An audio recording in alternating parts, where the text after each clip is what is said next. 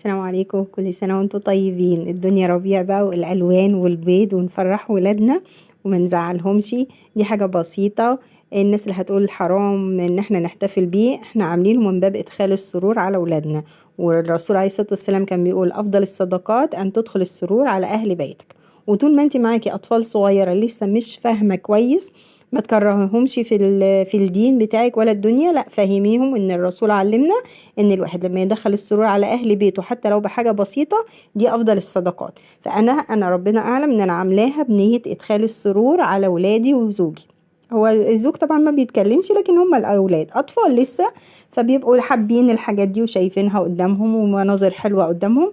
وانا على فكره انا ما اشتريتش الوان، انا الالوان انا عاملاها في البيت عندي بحاجات بسيطه برضو في البيت، حابه اقولك عليها من خلال الفيديو.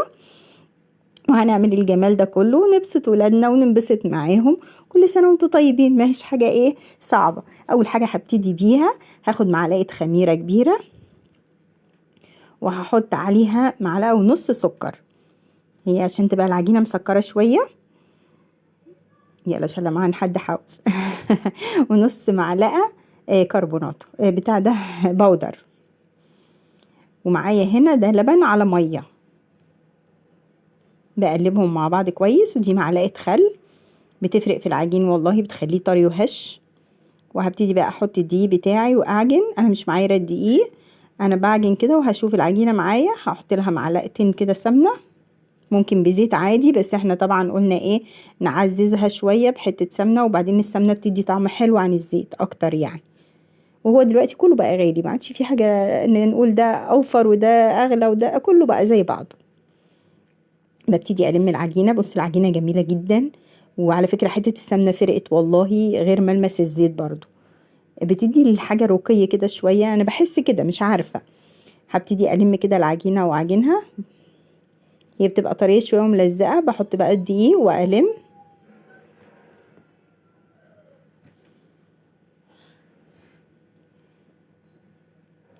الهبدتين 3 دول على فكرة بيخلوا العرق بتاعها يظهر.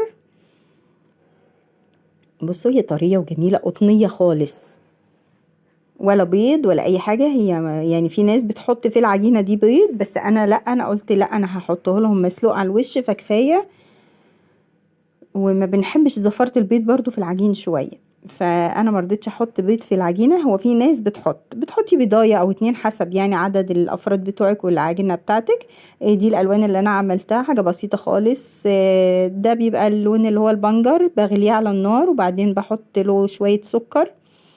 بطلع البنجر الاول منها، الكوباية مثلا بتاعة المية لما تصفصف خالص وتأثر معاكي تبقى نص، وتحطي عليها معلقتين 3 سكر وعصرة ليمون، بيبقى زي الشربات التقيل بتاع الكنافة كده. بس اخد لون البنجر. ده الاحمر. الاصفر كان كركم. الاخضر كان بقدونس او جرجير، اي حاجة لونها اخضر عندك بتغليها. حاجات طبيعية واكل صحي، عملتها في البيت لولادي. طبعا اسعار الالوان كمان بقت غاليه قوي بره. الازازه صغنطوطه قد كده ب15 جنيه، عشان تجيبي لك 3 4 الوان يعني 45 جنيه لوحدهم، يعني تمن وجبه ممكن فطار فحرام طبعا في الظروف بتاعت دلوقتي. وانتي دلوقتي عملتيه في بيتك بطريقه صحيه. ببتدي بقى اخد العجينه واحده واحده كده، بقطعها. سهله خالص ما فيهاش اي حاجه وطريه معاكي. هي انا سبتها ارتاحت، ما سبتهاش خمرت، انا سبتها ارتاحت لان انا هسيبها تخمر وهي متشكله.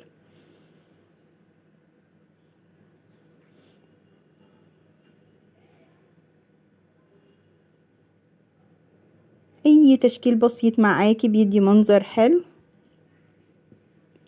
بصوا ده انا رشيت بقى شويه سمسم على شويه حبه البركه، الحاجات دي برضو بتعزز الطعم وبتفرق فيه بصراحه، جميله قوي. يعني انا في الكام واحده الاولانيين رشيتهم كده على الوش، فحسيت ان هما مش بيلزقوا فيها، فقلت لا انا هحطهم كده على المفرش السيليكون كده، وابرم عليها زي البقسماط كده لما بيتعمل، فهتطلع هتبقى ماسكه فيها اكتر. شكلي بقى العبي بالبتاع زي ما بيقولوا كده بالاشكال. هي سهله وما فيهاش حاجه وبسيطه على فكره، ما اخدتش وقت يعني. انا عملتها بالليل واحنا قاعدين كده، وقمت من النوم عجبتهم قوي، قالوا لي اعملي لنا تاني. فما بتاخدش حاجه والله، يعني اكنك بتحضري الفطار عادي، زي ما بتطلعي كده عجينه الطعميه وتقليها ومش عارفه تقلي بطاطس كل الدبكه اللي بتقفي فيها في تحضير الفطار هي نفس الوقت اللي انتي حضرتي فيه العجينه وقطعتيها وخبزتيها، وبتطلع سخنه كده بتبقى جميله، وريحه الخبيز في البيت جميله بتملى البيت بركه. كل سنه وكلنا بخير، وكلنا اخوات، وكلنا اهل. اهمت انا قطعتهم.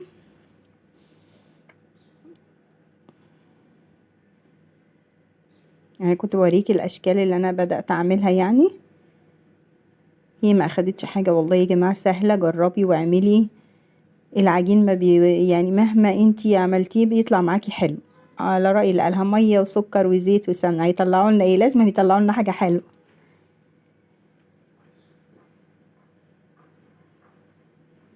التشكيل ده بسيط خالص، ما فيهوش حاجة يعني، مش صعبة. انا كمان اللي لخمني الكمام، انا ما ينفعش اشمر بقى عشان التصوير وكده، لكن انتي لو بتعملي براحتك في البيت مش هتبقي ملخومة كده، بس سهل خالص وما اخدش حاجة. بصي برومي عكس بعضه كده ولفيها، دي عشان احط في قلبها البيضاية بعد ما اخلصها. بصي في ساعتها تخت ازاي، مع ان انا مسبتهاش خمرت كتير، يعني انا ريحتها بس. دي البيض اللي انا لونته اهوت. الالوان كده بتدخل في بعضها كده بتبقى شكلها حلو. انا يعني انتي عندك الالوان اللي هي بتتشاري جاهزة اعملي بيها وفرحي ولادك. انا برضو على قد ما قدرت حاولت ابسطهم بحاجة بسيطة، وبعدين كنا بالليل بقى ما كانش في وقت ان انا ابعت كمان اشتري. اهو بصي انا كده ما رشيت بقى السمسم وحبة البركة على الوش، فانا حسيت ان هما مش ماسكين، فجيت وانا بشكل بقى الجزء التاني رحت قلت لا انا هحطهم احسن وابرم عليهم العجينة، فكانوا ايه احسن يعني ومسكوا في العجينة اكتر. دي حبة البركة، الرسول كان بيوصينا بها كتير عليه افضل الصلاة والسلام. اذكروا الله، صلوا على النبي الحبيب عليه افضل الصلاة والسلام، علشان قلوبكم تطيب من اي حاجة فيها او اي زعل او اي تعب. صلي على الحبيب قلبك يطيب عليه افضل الصلاة والسلام. ان ربنا بيوكل ملك مخصوص يرد عليك السلام ويقولك يعني ان ربنا بيبارك لك وبيدعي لك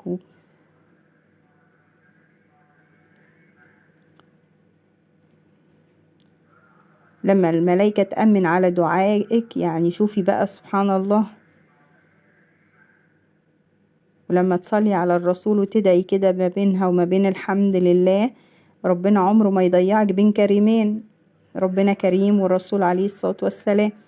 فانتي ذكرتي الله وصليتي على النبي، وفي النص دعيتي بالدعوة اللي انتي عايزاها، فربنا ان شاء الله يملى بيتك بركة وخير. واي مشكلة او اي حاجة مضايقاكي ربنا بيفكها كده من عنده سبحانه.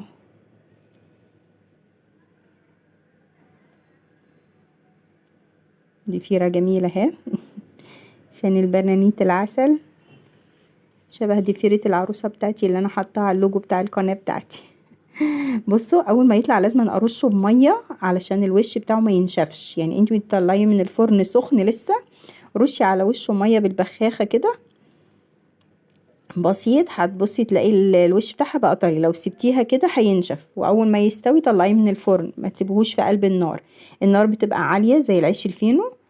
انا ما دهنتش الوش حاجه يا جماعه، وشوفوا اخد لون جميل ازاي ما شاء الله عليه.